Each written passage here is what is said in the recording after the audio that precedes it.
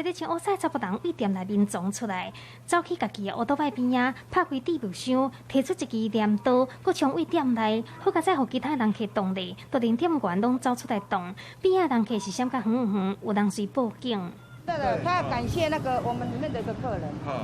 那个拿镰刀的，他冲着一直要进来，就是我一个客人去安抚他，把他安抚住了，刀子没有冲进去的。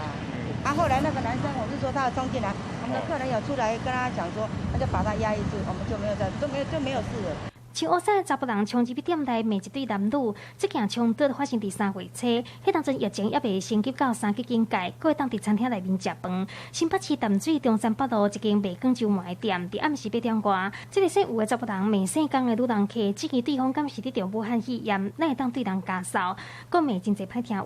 落尾摕镰刀出来，女主坚持要告，姓吴的查甫人嘛，互检方依照恐吓、公然侮辱定罪起诉。他吓到了，我们看到他说，因为她是女生啊，